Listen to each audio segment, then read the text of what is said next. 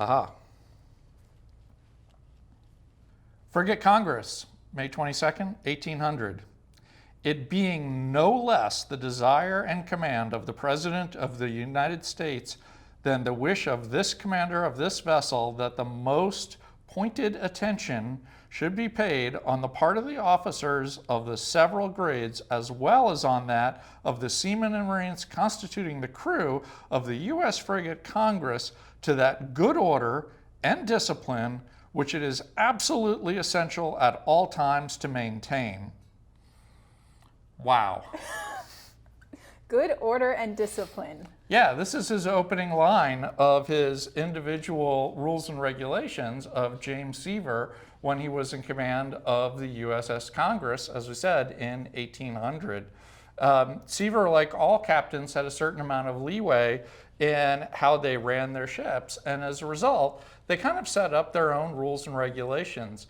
And so the Navy and the government had its own standard rules and regulations that included essentially job descriptions, what the duties were expected to be of each of the primary ranks.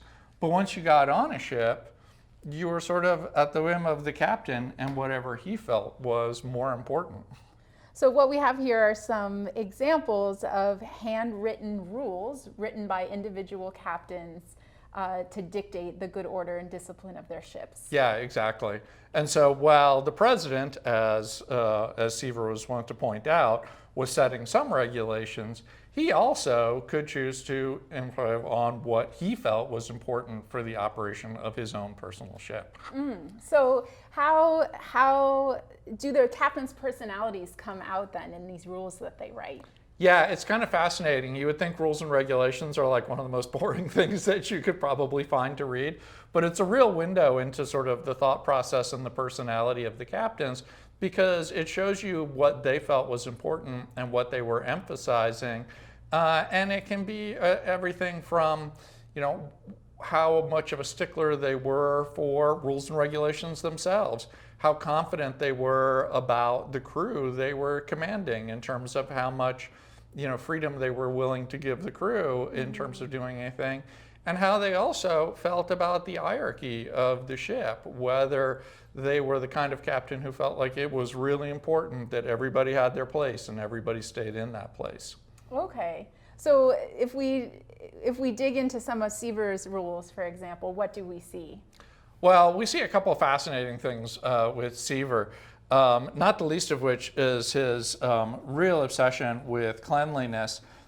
In Seaver's rules and regulations, he very specifically says that the sailors are not allowed to urinate on the deck or out of the gun ports or out of the hawse holes, nor are they allowed to throw dirty water, which could include chamber pots that they were trying to empty. But he apparently was very concerned not only about the sailors peeing on the deck, but also of any kind of streaks or problems happening over the side.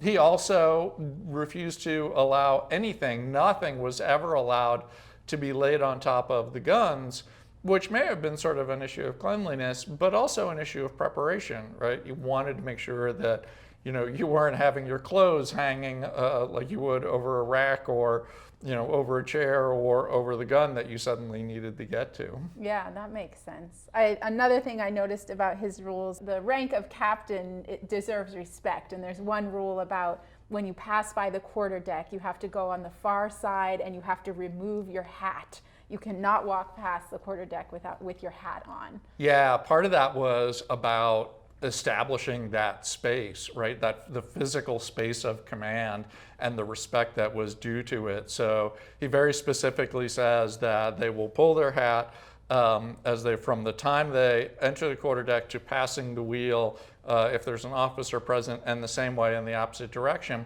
But he also says that they will always walk on the leeward, not on the weather side, which was more of a practicality issue too, because the officer of the deck is more likely to be standing on the windward side where he had a better view of what was going on with the sails, anything they were possibly looking for on the horizon, etc. Okay.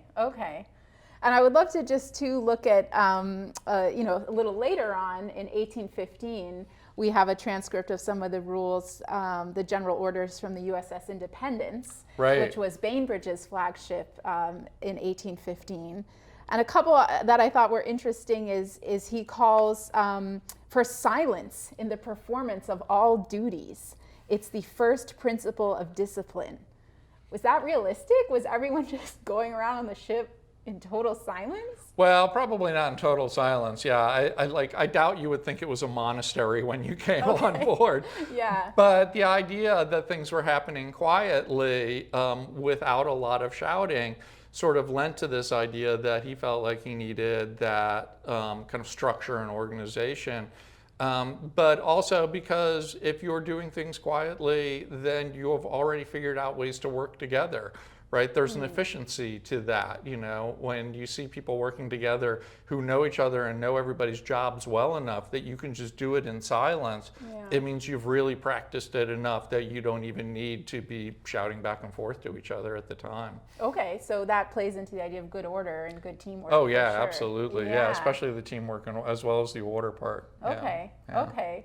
There's one more too that I thought was interesting in these rules. A lot of these rules are which day you can wash your clothes, or where you can and can't stand or walk, or hang your wet clothes. But one in particular in here is more about the emotional state of the sailors. And he writes, the alacrity of the seamen, alacrity meaning the cheerfulness, their readiness, their good attitude, is so essential to the happiness of both the officers and the ship's company that whoever distinguishes himself by such a line of conduct may depend on having a preference in every advancement and indulgence. Right. So he's basically saying, have a good attitude. Yeah.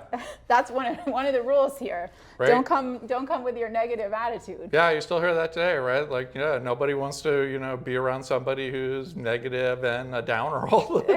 Exactly. Yeah. Yeah, and it was also sort of, a kind of fake it till you make it thing too, right? Like if you can imbue that sense of a happy ship, then things are functioning more likely.